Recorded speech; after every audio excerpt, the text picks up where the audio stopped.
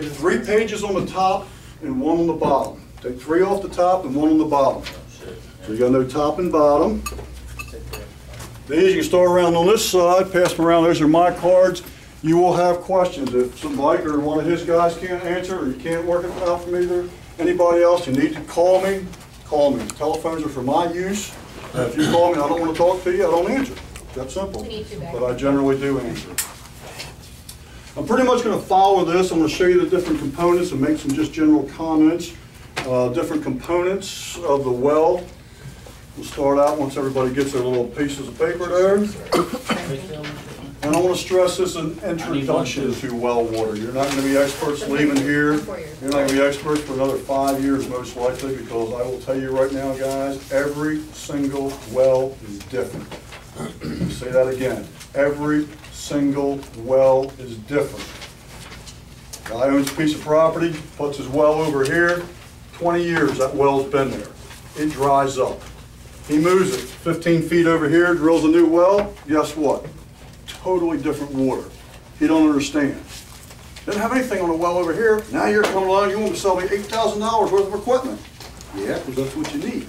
Well, it doesn't over here. Right. It happens. Up in my neck of the woods is a place called the Manors. Terrible for sulfur water. They had 5-acre properties.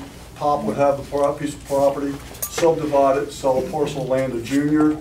Exact thing happened time after time after time. Pop has good water. These guys don't have any. Have really bad water. So it varies back and forth. Almost all wells that you go to are going to have something out there. They're going to have a pump. There are 2 types of pumps. If it's above ground, it is first it's a submersible pump. If it's below ground, it's usually in a 4-inch casing. They can go down anywhere from 50 feet, 70 feet down in the Jupiter area, down to 650 feet. You have no idea how deep it is. They had to pull a permit somewhere along the line when they installed it. The permit would know, and sometimes there's a number on the casing that you can get. Most of those are worn off. So if it's a submersible pump, it'll be quiet. You're not going to hear it run. You're going to, that's all you're going to hear when it turns on and off, because it's well below the ground. The other ones are called jet pumps. Jet pumps are your balloon pumps. You'll see them sitting, sometimes they'll sit on top of a pressure tank. Sometimes they're sitting on cinder blocks. Sometimes they're sitting on the ground. You hear them. You hear them when they kick on. You hear them when they kick off. Jet pumps, real easy. Some of them are shallow pumps. They only go down and pump the water up from 25 or 30 feet. Some of your above ground jet pumps may pump the water up from 200 feet. Typically what they'll do is they'll put a check valve at about the 40 or 50 foot level, so that the pump's not always drawing from 200 feet. It stops the water here and draws it from there. Every pump in a well pump situation will have a pressure tank. The purpose of the pressure tank is to make the pump run more than 30 seconds. So when you go out to test the water, one of the things you're going to do is we're going to have you turn the pump on and off a couple times. When you turn it on, the water is going to drain out of the pressure tank. The pressure tank is going to release the pressure. It's going to drop below a number. When it gets below that number, power is going to kick on, jet pump's going to come on, water's going to run out. When you turn the bib off, the hose bib off, the pressure builds up in the tank and shuts off. And you're going to do that 2 or 3 times. You want to hear that pump running more than 30 seconds. If, on the other hand, you turn the water on, pump comes on, you turn the water off, pump goes off. We call that the on-off. On-off, on-off, on-off, on-off. That means the guy doesn't have a pressure tank. His pressure tank is shot. The way pressure tanks work is the water comes into the pressure tank, and inside here, basically there's a big old balloon, okay? And let's say that right here is the 40 PSI level. And that same pressure tank over here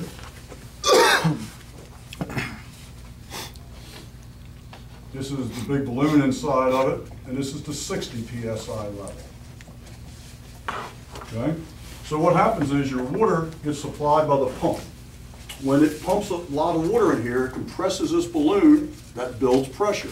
When it hits a number, they're usually either 40, 60, or 50, 50, 30 are your pressure switches.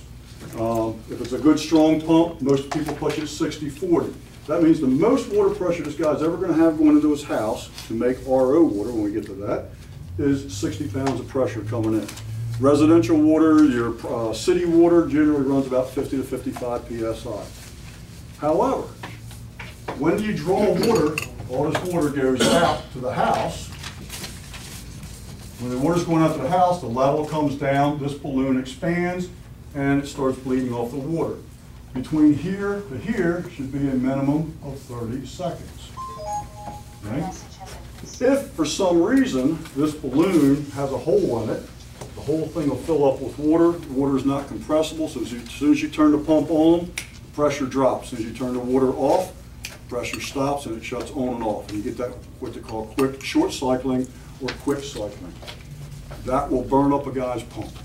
If he doesn't change the pressure tank very soon after that starts happening, work too hard, then you're going to sell him the pump and the pressure tank, because every time you hit that armature with 240 volts, it heats that armature up.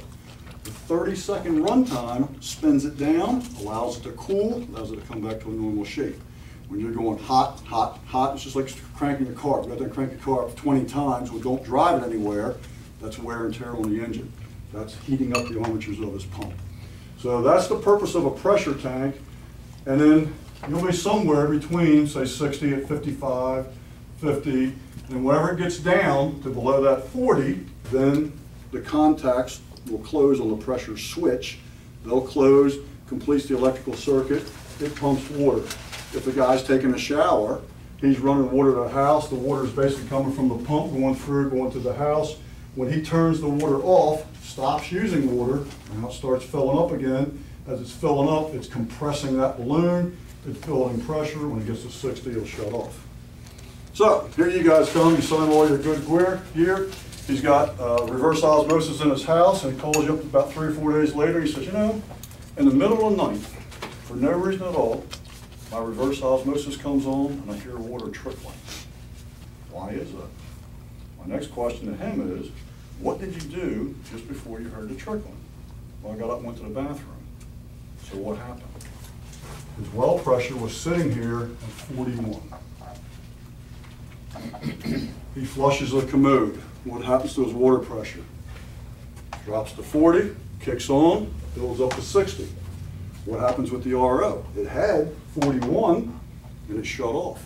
But now the water pressure jumps up to 60 and it starts making RO water. RO water, you have basically a membrane, and it's a 20 PSI delta, which means your incoming water has to be greater than 20 water going over here to your little tank. If this is 60, this tank will stop making water when this gets to 41. That's a 19 PSI delta. It takes 20 pounds to push the water across the membrane, okay, to get it into the tank. So if his inline pressure is sitting here at 41, his pressure over here is 21, 22. So he's sitting there at about 22 pounds of pressure, but now this jumps up to 60 because he flushed his commode, the pump come on, it builds up to 60 pounds. So now this is now 60, so it's going to start making water until it builds up to 41. So that's why all people just tell them your R is going to come on in the middle of the night when you flush the commode. It happens, not a big deal. Not every time. Well, every time it goes from 41 to 60, his pressure changes. See, even sometimes on residential houses, city water people, it doesn't always happen on city water pressure, but a lot of times it will, because communities, everybody comes home 6, 7, 8 o'clock. They're doing dinners, they're doing dishes, the kids are taking showers, they're washing dishes and all that kind of stuff. 9, 10 o'clock at night, the community stops using a lot of water, starts building a little bit of pressure. So sometimes these ROs will kick on even in city situations, but not nearly as noticeable as here. Because usually your city's running maybe 50, 55, 55, 60, about a 5 PSI difference. Well water is almost always 20 PSI delta. 20 PSI between the cut in, this is called the cut in, and cut out, or cut off. Is over on this side. You got that 20 PSI delta there that's, that's operating, and that's what affects your membrane's performance down here.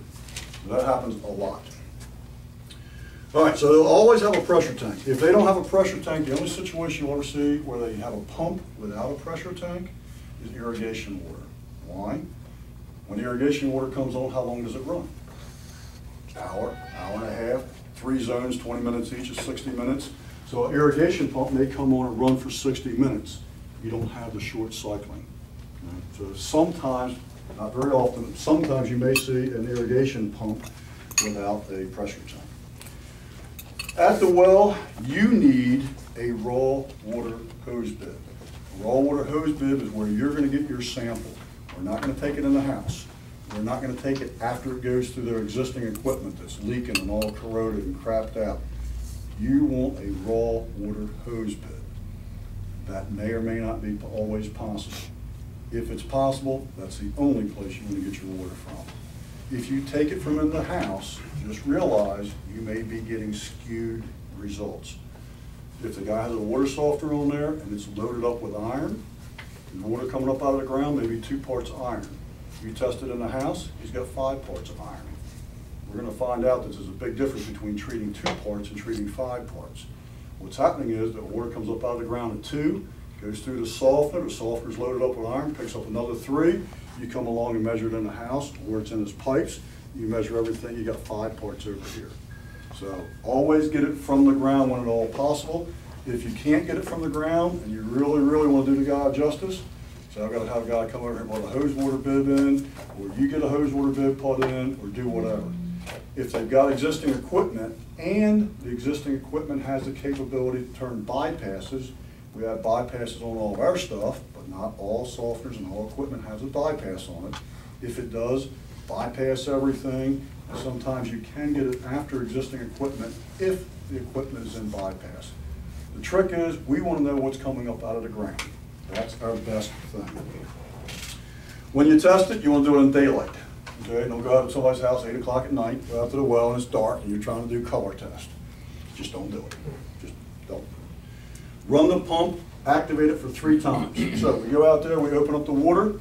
I'm watching a couple things. I want to see its flow rate. We got good water pressures, it's just kind of, you know, so-so. How long does the pump run before it cuts on? Whenever it cuts on, slow it down or even turn it off. See if that pump's running a good solid 30 seconds. It should be building up pressure. It shuts off. Open it up a second time. How long does it take to go from this 60 pounds, this is your water in here, when you open it up, it's draining out. How long does it take and how much water does it run from here to here where it cuts on? Typical, your tanks that you'll see out in the field about yay big are what they call 7-gallon drawdown. There's a chart, and I've got one somewhere. You may see a tank this big and this high. It may have a 75 or 100-gallon drawdown. What that means is he has to use 75 or 100 gallons between this pressure and that pressure. Typical home use, 7 to 14 gallons is all the water they get between cutting on. It'll cut on when he draws down 7 to 14 gallons. It'll activate this switch. Then the pump supplies water while they're doing the shower, laundry, or dishes. When they stop using water, they'll fill the water back up, make the balloon go up into a high pressure, and then shut the switch off. Oh, wait. We want it to run it 3 times. While it's in the 3rd time, this 3rd cycle, that's when you want to get your sample. If you're testing for hydrogen sulfide, this little purse my daughter gave to me 12 years ago, and I'm still using the same one, so I guess I'm a cheap guy. This is a hydrogen sulfide test kit. What you do is you want to get a raw water sample in this. You want to run it and run it for a while. You cannot test sulfur, or for sulfur I should say, hydrogen sulfide is a gas. You can't test for it in this sample of water. It evaporates, it leaks, it's a gas. So if a guy brings you a bottle of water and says, hey, do you test this for sulfur? No, it's already gone. You can, because sulfur is a gas, they smell it when they're taking a shower or when they're running water. Why? They're running a shower, the gas is coming out, and they smell it. Now, what they don't realize is that having a little bit of sulfur is like being a little bit pregnant. Okay, it just gets worse with time. It's cumulative in nature and it gets worse with time. Right? figured out. Okay. It escalates. I didn't pick on you, but that's what I tell folks, because you say to the guy, you ever smell sulfur in your water? Yeah, every once in a while. When did it rain in Florida? Generally, every once in a while. Most of the time we have good weather, but occasionally we have rain. When we have rain, if you watch the weather maps, I do as an aviator, you'll find out you got low pressure. Low pressure draws the molecules in. Molecules come closer together, it makes it stronger, it makes it denser, you smell it, okay? That's the day that they'll smell sulfur. It rained yesterday, they'll smell sulfur in their water today. Now, everybody's a physicist in here, and you have a gas. What happens when that gas dissipates? Does it just disappear and go somewhere? Or is it eliminated? It goes into the atmosphere. It goes atmosphere. somewhere. It goes into the returns. Well, you guys are in the HVAC business. When it goes to the return, what does it go through? A set of coils, which are made out of copper. Sulfur is extremely corrosive to copper. So when they get to pinhole leaks in their coils, ask them if they've got well water. If they got well water, ask them if they got sulfur. If they don't fix this, they're going to fix both an air conditioner and their water later on down the road. The sulfur will eat holes in the coils. That's a good selling tool. Pay me now, pay me later. Okay? It's cumulative in nature. It's never going to get better by itself. It's going to get worse with time, and eventually, we're going to sell you a new air conditioner as well. So, do it now, do it later. Okay. Rotten egg smell. That's what the hydrogen sulfide is, H2S2O. The rotten egg smell is black in everything. If you open the back of the toilet tank and look down the side there, they're as black as that iPad cover, black as this case. I mean, it's black everywhere. That's a real good indicator. Okay, when you get your sample, we're going to be at the well, coming up out of the ground. We're going to fill this up and overflow it. Try to get as much air out of there as you can. One of the ways you can dissipate sulfur is to aerate it or spray it. So we want this hose bib in here, let it overflow for a couple minutes, and then you're going to pour it down to this little line. Then you take one of your little wafers, something like one of these guys. It looks something like that. It has a blue tint to it. We put it inside this little cap that has a hole in it. And then we immediately cap our water. But before we cap our water, if you want to get rid of gas, how do you get rid of gas? When you eat and you need to get rid of gas, plop, plop, fizz, fizz, oh, what a relief it is. However, this is special Alka-Seltzer. You go to the store, you probably won't find this Alka-Seltzer. Alka-Seltzer Gold. Gold is the only Alka-Seltzer product that does not have aspirin in it. Aspirin screws up the chemical on the back of this wafer. So you must use Alka-Seltzer Gold. That's one of those things the chemical company says, I got it, you need it, I'll charge you extra for it. That's how that works. It's just sodium bicarbonate, isn't it? Yes, but it's what they use. These guys that do the test, I don't know what, I'm assuming that's what it is, but the bottom line is, they tell you they use Alka-Seltzer Gold and you can't use anything with aspirin in it. So, what exactly it is, I don't know, probably so. What we're doing is we're releasing the gas. The water's in here, you drop your tablet in there, it's going to fizz like crazy. It's going to blow air up through here. If they have sulfur, we'll pass some of these around. These are different degrees of sulfur. If they don't have any, the paper will be pretty blue. If it has brown on it, like some of these do, there's a blue one, maybe a brown one. You'll just have varying degrees. Well, how do you know how much sulfur you got? Well, these guys have very cleverly given us a quantifiable sulfur chart that looks like this.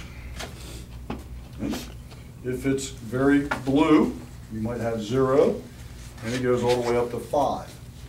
This paper, if you're in excess of 5, will blister. It looks like a second-degree burn. Just like you burnt your hand, you have a white blister on it, that paper will actually have white blisters. If you have more than 5 parts, we're later going to talk about how to solve some of this stuff. If it's more than 5 parts, an aerator will not take care of it. We'll talk about how to get rid of it after we note the results. So anyhow, you're going to note the results in parts per million is how it's measured. It's cumulative in nature, it varies with atmospheric pressure, and you must get rid of it. That's the 3 big things, you just got to get rid of it. But that's how we're going to test it. When we go out today, we're going to drop our tablet in here, a little wafer. I'll give you like 100 of these wafers. And some Alka-Seltzer, plop, plop, fizz, fizz, and it does its thing. Okay, next is going to be iron. We're going to do 7 well water tests, and that's going to give us a snapshot of their water. The second test is an iron test. There's several different types of iron. This is kind of, if I was going to say, I would guess that's probably ferrous iron. Ferrous iron is iron that's in solution. That's basically clear water. I mean, it's not like this crap that I brought in. This is ferric iron. Ferric iron is iron that you can see. It is precipitated out. It has particles in it. You run the water, and that's what it looks like. The way to remember that, ferric on the back side of the word ferric has the letters IC. IC the iron, therefore this is ferric iron. Here I've got a yellow tint. I don't really see the iron, but I'm suspecting that's what it is. So this would be your ferrous iron, what they call clear water iron. Hemi iron. You're not going to see hemi iron. Hemi iron is a weird dude. It's encapsulated, which means it's protected.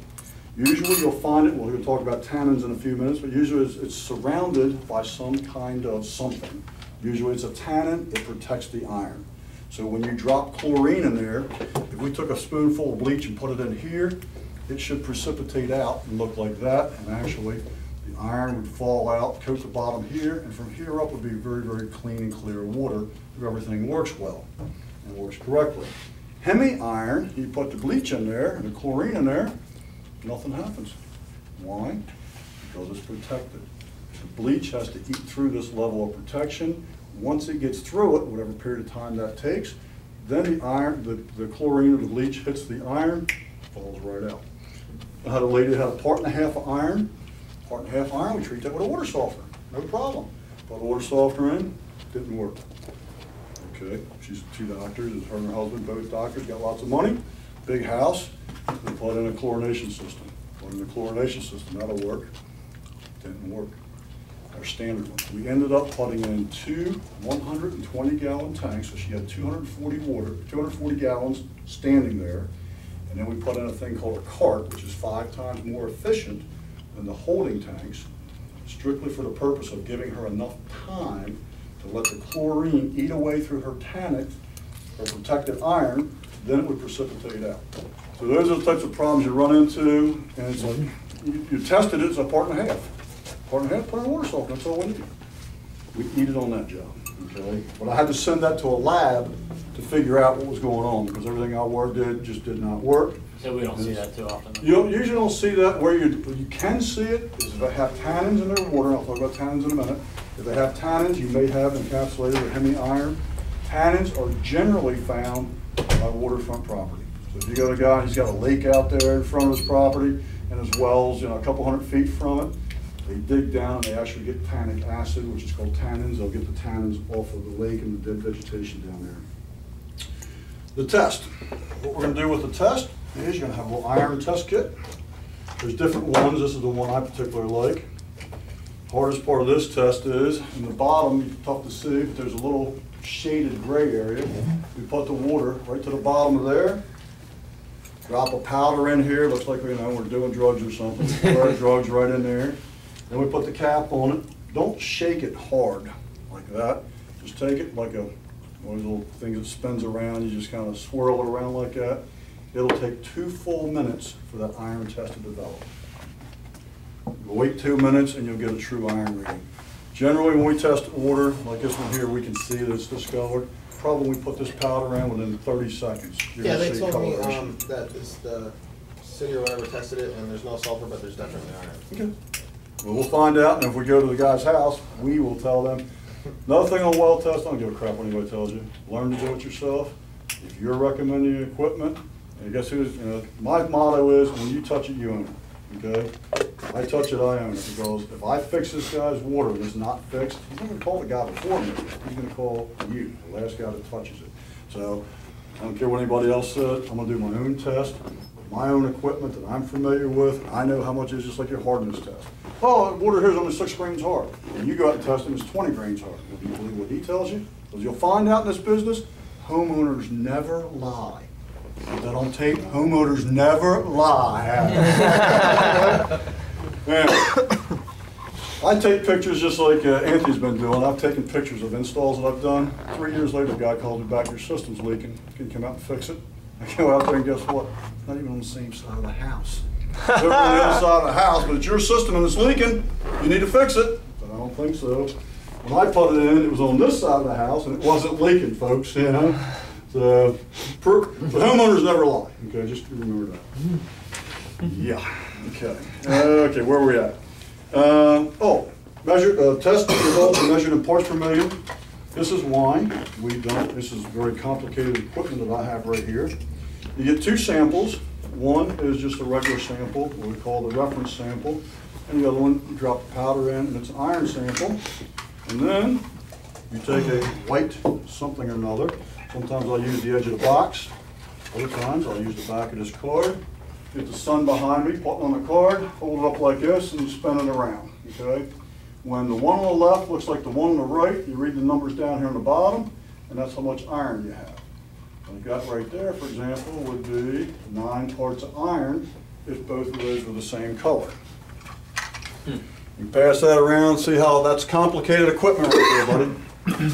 You gotta be a certified water guy to operate equipment like that. Because later on, you're gonna find out when we get to pH, we're gonna change the disc. It's really tough stuff. That one comes out, this one goes in, it's tough. All right, what do we got here? Run water through the miniature, determine fact. Okay, when you're doing your computations, we got water that's 10 grains hard. You did your hardness test, it's 10 grains hard, but they got 2 parts of iron. A water softener by itself will take out 2 parts of ferrous iron. Okay. So,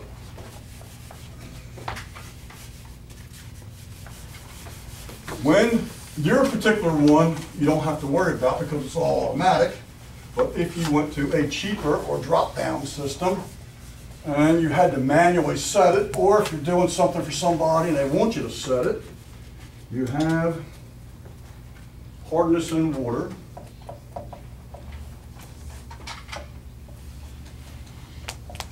And then you have iron.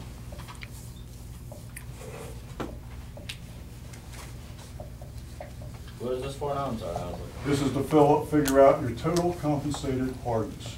Right?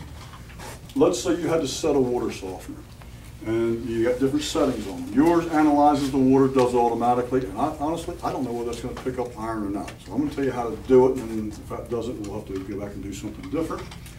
Let's say you go out and you measure the iron or the water, 20 grains per gallon hard. Okay? Then you do your little iron test, you spin it around, and it comes up, and it's 2.0 parts per million. 2.0 times 4 is 8. Your total compensated hardness would be 8 grains per gallon. And if you had to set a water softener, that's what you would set it at, is 28 on a meter. This has an analyzer on it. I don't know if it figures out total compensated hardness automatically, or whether those will even be used for iron. I'll have to get back to the manufacturer on those.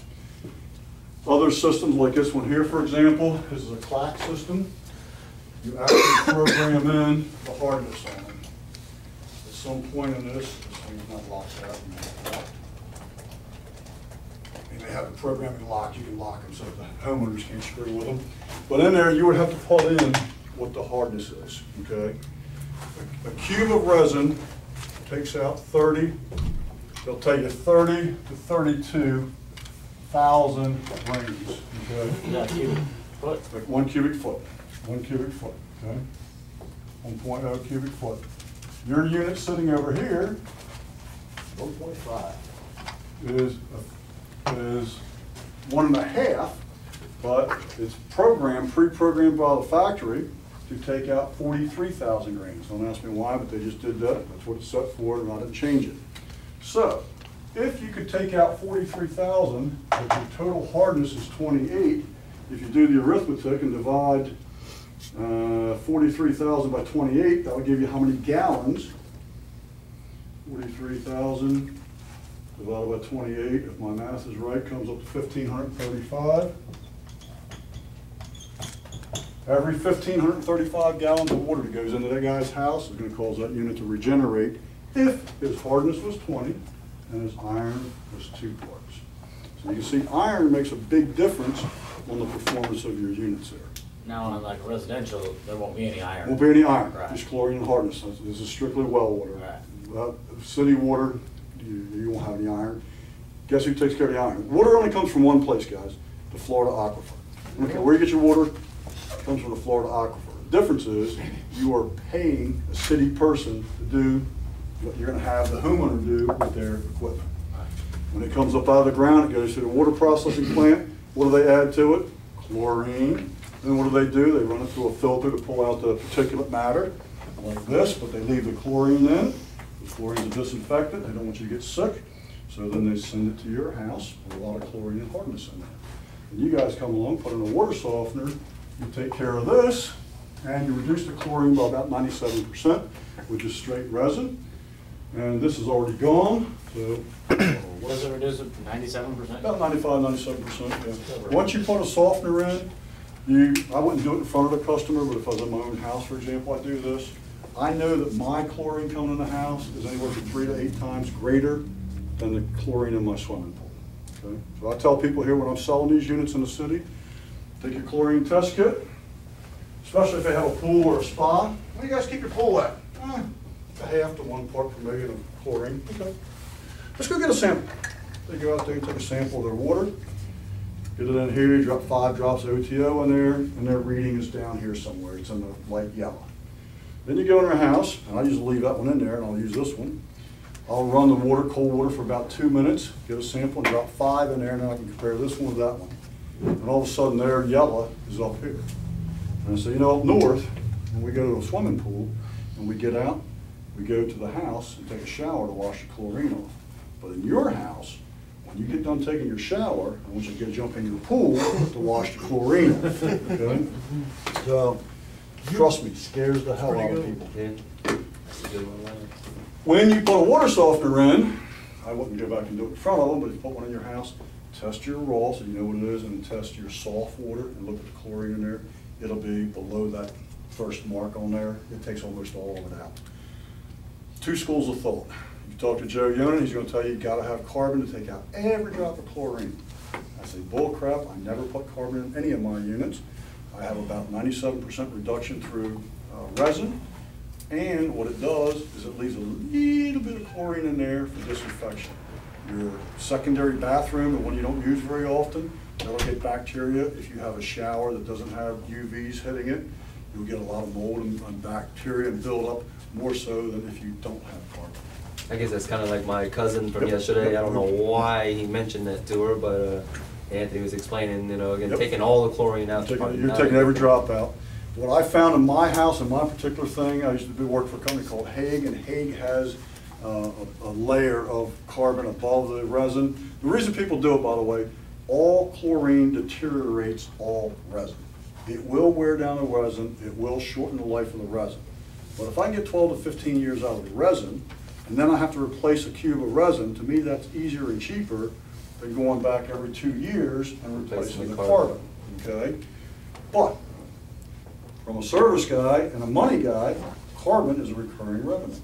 He's going to be calling you, you can tell a homeowner, put them in a computer, say every 2 years, you need to have your carbon changed. But we're not gonna have carbon, right?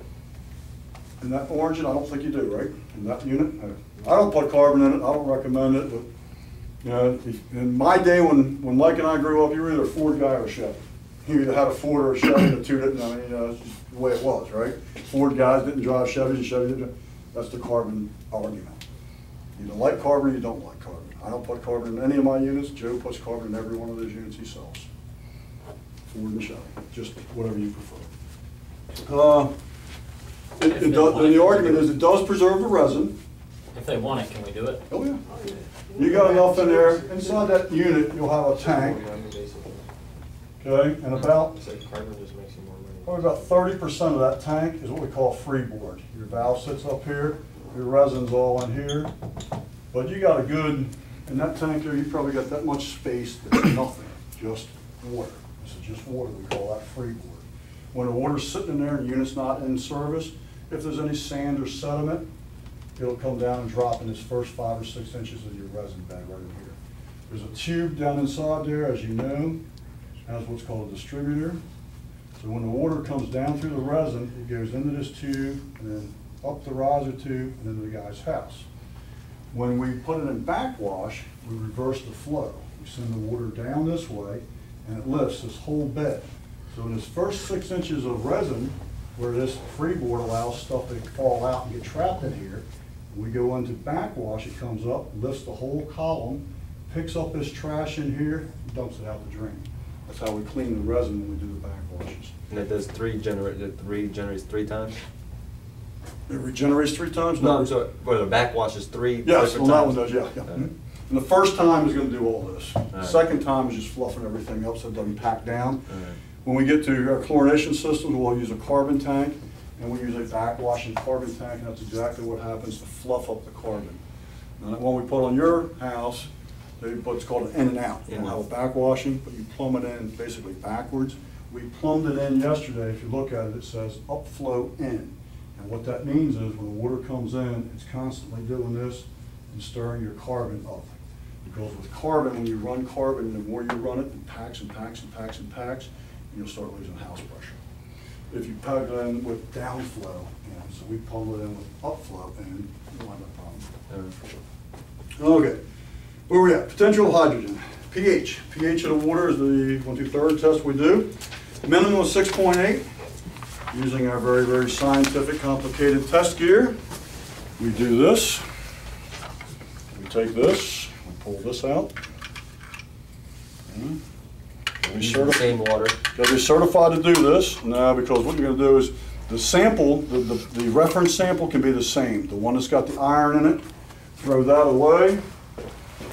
And then we're gonna drop 5 drops of this stuff in it, and it's gonna turn anywhere from a baby, what I call baby poop green, all the way up to blue, okay? You spin that around, you look at different colors in there, but it basically goes from green to blue. Look at the number 6.8. That's the color you want to kind of focus on. 6.8 is what we call minimum residential potential hydrogen pH water. If it is 6.8 or bluer or higher in number, it's good to go. If it's less than 6.8, major acidic. problems, okay? When you get its neutral water is 7.0. Typically down here, the more calcium and magnesium you find in the water, the higher the hardness, the higher the alkalinity. You may see 8, 8.2, 8.3, 8.4 water, not uncommon, okay? Where I find acid waters, if you go into a community that's got a lot of pine trees, pines are very acidic, the needles lay on the ground, water comes down through it, and after years and years and years it's settling into the well, you go in there and all of a sudden you spin the gauge around and you're looking at 5.0 water, okay? If it's got 5.0 water, you'll have different interactions we'll talk about in a minute. But 5.0 water is acidic water. It is dissolving every piece of metal it touches in their house, every water pump in their dishwasher, in their garbage disposal, in their washing machine. Anything that water is flowing through. I had one guy had very acidic water. His sink, you get the hot and cold, and then you got the arm that swings around. He says his arm splits in the middle, just like parts, the Red Sea. So what's happening is every time he's running water, it's dissolving that metal. Good place to do it, and you carry some Q-tips with you. I carry Q-tips in my kit. Take the screen off, take one of those Q-tips, and swab up in there. You'll think you just swabbed a coal miner's nose. It'll be black and gooey like you won't believe it. You go, oh my God, that's coming out of my system, out of my water. Yep, it is. Acid is eating everything. When you go in a toilet tank, if you've seen the toilet tank, some of them have the floats, but the old ones have the ball, and they have a little metal rod, and the water comes like, like in here. Right there where that acidic water hits it, it'll look like a beaver has chewed it. It'll come down real narrow and it'll get thick again, but right where that air and water hits it, that arm, oh yeah, we have to replace those about every 2 years. They end up going bad. How often do you replace your hot water heating elements? Made out of copper. Guess what happens? The acid eats right through them. So those are all indicators of a guy says, hey, my pipes are splitting. One lady, her fingernails are black. Well, she had black fingernails and her water was very acidic. That's what you'll find out. Check underneath the kitchen sink. That's where you'll find the black residue. In the back of the toilet tank, you'll see just metal being dissolved. But we wanted these 6, 8 or higher, and just kind of make a mental note. On my little sales sheet that I do, I have all 7 of these blanks, and I write the numbers in. When I'm right there, usually I do them in my head, but then I'll go back and I'll fill in all the numbers. That's important because well water can change. You put a system in based on these 7 numbers. 2 years later, they got completely different numbers and your stuff ain't working. The guy said, hey, your crap ain't good. Well, let's test your water. Here's what you had 2 years ago. Here's what you have now.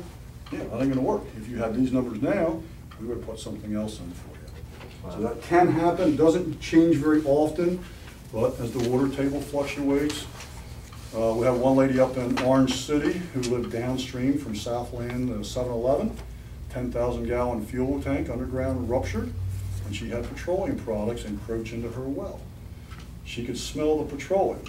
Guys, that's way above my level. I don't do removal of gas from water, okay? Called the EPA, they come out, they tested it, verified it, traced the leak.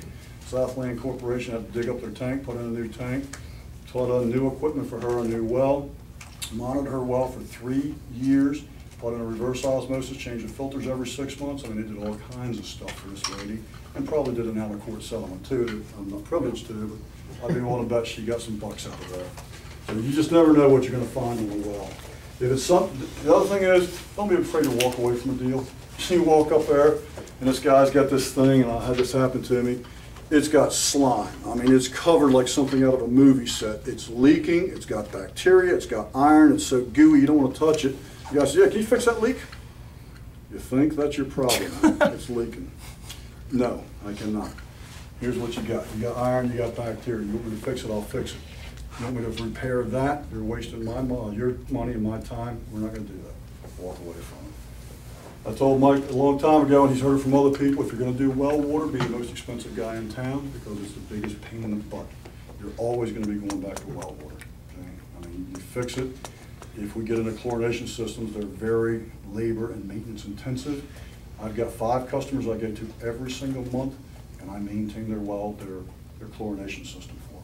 So it can be a revenue generator. You can make money on it. Anthony's doing service. He may develop some service customers. I deliver salt. This guy's 80 years old. He can't pick up a 40-pound bag of salt. So I go out and I keep the salt full. I keep his chlorine tank full, and all the other equipment.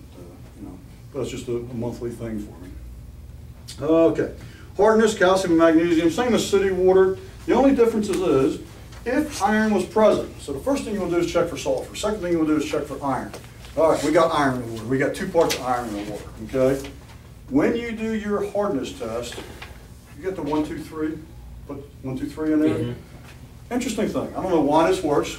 Don't ask me to explain it. I'm not a physicist. I can't tell you why. I'm just telling you what to do. Take your number 3 solution, which is your hardness solution, number 3, put 3 drops in there.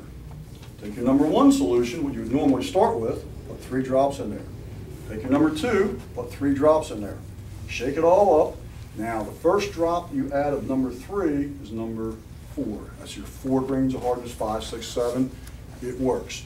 If you go the other way, if you put 3 drops of number 1, 3 drops of number 2, and you had 2 parts of iron in there, you'll get up to about 60 or 70, and it's still not changing colors. The other thing that'll work, and I don't know why this works either, you can take, I usually have a flask that I carry in my kit. I have a 200 milliliter flask. That's where I get my samples for all these tests.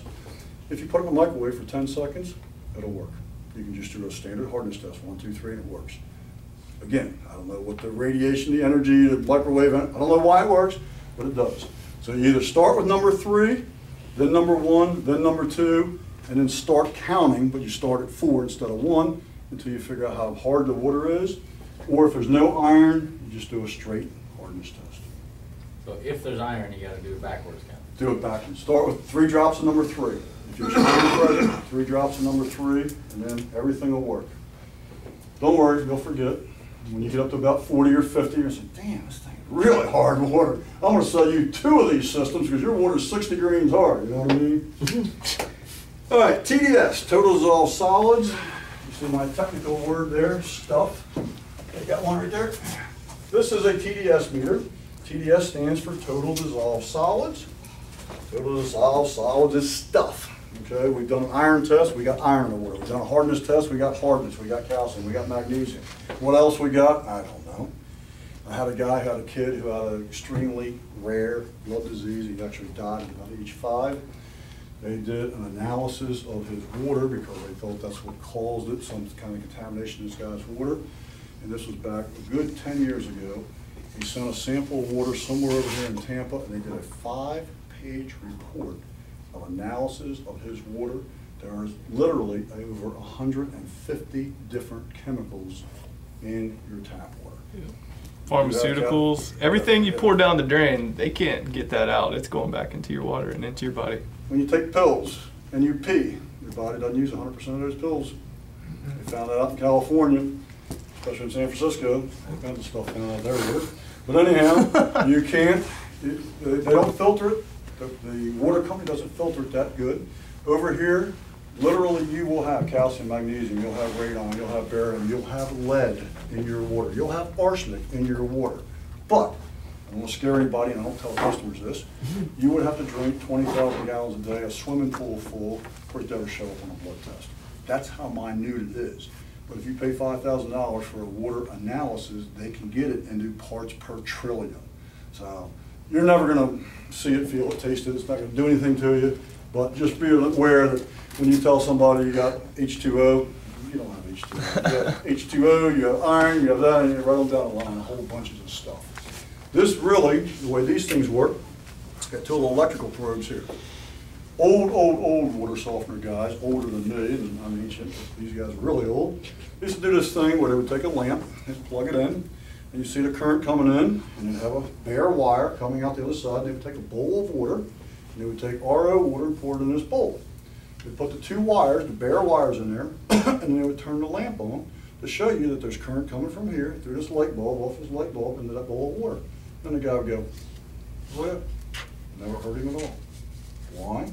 Pure water is an insulator. Does not conduct electricity. Well, gee, why does people get shocked and die when they're standing in the water? That's not even pure water. They're standing in these 150 different chemicals that we just talked about. Those are the conductors. When you put this into the tap water, what you're actually measuring is the electrical resistance between those probes, and they're converting that into a number that they call TDS to tell you how much it's conducting that electricity, or on the other side, RO pure water, how little it's conducting electricity. Take this, go get a sample of the ocean water. Atlantic Ocean is about 35,000 TDS. Okay? Typical well water in my neck of the woods, and we'll find out what you got over here today, Mike, but in my neck of the woods, runs about 175 to 250. If I get above 300, I start getting a little bit concerned. On well water there, the guide I give you, 100 to about 450. I've seen 450 up in the Ocala area. Very usual up there, but they're running about 30, 40 grain hard water, 45 grain hard water up there. 5 to 900, the WQA says that's questionable area. It may or may not even be potable water. It's 600, 700 TDS, okay? You get above 900 TDS, I'll almost guarantee you got sodium in that water. There's a community over there, just south of Melbourne. There's a whole trailer park over there. And they got these nice, it's all dirt roads, and it's very square, and it's all laid out. Every single trailer over there has salt water. They cannot run their washing machines, they can't run their hot water heaters very long. If they put a water softener in, does it do any good? It stays in constant regeneration. It's just running salt water through it. Every gallon they run through it is running salt water through it. There's TDS. These meters only go up, I forget what they go up to, I think 2,000 they go up to, somewhere around 2,000. If you get above 2,000, it must be 1,000, I think it's 1,000, maybe 1,000, because I couldn't get a reading on these guys over there. They were running about 23, 24, 100. The way you do it is you take your little flask, put 100 milliliters of their water, their salt water in there, and then add another 100 of RO water. So now you got 200, but 50% of that was clean, and that'll drop your TDS down to about half. So if you're reading 1,200 on your TDS meter, you double it, that gives you 2,400. Everybody with me on that? Mm-hmm. You cut your water in half and double the number. If it's still too high, put 50 in it, quadruple it, add 150, so now it's only 25% and multiply by 4, whatever the result is. That's about the only way you can get a true reading. But if you're up over 900, they have a problem. You're not going to fix it. You're not going to fix it with our equipment or standard equipment. You're going to need some specialized stuff. For that community out there, what they need, and Nobody's gonna buy it because they're all mobile homes and they don't have that kind of money. Desalination, really? The desalination or a whole house RO. Whole house RO systems run about $7,000 to $10,000 because, as you know, reverse osmosis is a process. It takes time. We have tanks that well, this one doesn't. Most of them have RO tanks. When you do a whole house, guy needs average showers 30 gallons. 2 people take a shower, they need 60 gallons of RO water right now. So they put anywhere from a 300 to 1,000 gallon holding tank, and then they've got wastewater and everything else. A lot of So wastewater, right? it's very expensive. It's very expensive. Like 3 gallons to 1. 3 to 1 or something like that on the ratio. It's very expensive, and that's why they don't do it. They live with their salt water. How they do it, I have no idea. I mean, this guy's water is so crappy, there's just nothing you can do about it. All right, whole new house or drill a new well. That's the other thing. But if they're getting encroachment from the ocean or the Gulf, they got salt water coming into their well, they're screwed. They're screwed. Shouldn't have bought the property. Walk away. Exactly. That's what you want to do. Walk Jump away. off a bridge. Hey, some deals you walk away. Michael go broke trying to fix Real them. estate business, or else I can help you. Okay, bacterial iron, bacterial sulfur, BIBS on my sheet is what I call it when I look at it. It's slimy. I don't want to gross anybody out, but if you blew your nose, everybody in this room blew their nose in the back of this toilet tank, and you had, this picture's not real good, but over here on the left side, that standpipe, these little things hanging down back here, is just like a mucus membrane, a mucousy sludge, okay? The interesting thing about bacterial iron, bacterial sulfur, it is not harmful to plants, animals, and humans. You can take a spoonful of water, scoop that up right there and drink it, never hurt you, okay? What it does is it's slimy, it's gooey. If you're a smoker and the nicotine's building up in your arteries and you're closing your arteries down, same thing happens in those people's houses and their pipes. They start off with either a 3/4 or 1 inch pipe going to their house. That's their main water supply. When they get to the bathroom, it drops it down to about a 3/8 size. And now we start filling it up with sludge. Their water pressure goes down and down and down and down, and at some point it stops. When it stops, they call a company comes in there, replumbs the house, puts the plumbing over top. It used to be, about 6 years ago, it was about $4,000 to replumb a house. So it gets very expensive. The way to solve that, and if you go to somebody's house that's got a lot of bacteria, chlorination, period. There is no other. That's it. You have to use chlorine in order to get rid of this. We can put a chlorination system in there. We can boost the chlorine levels up just like you would a swimming pool. We shock the house, run this crap through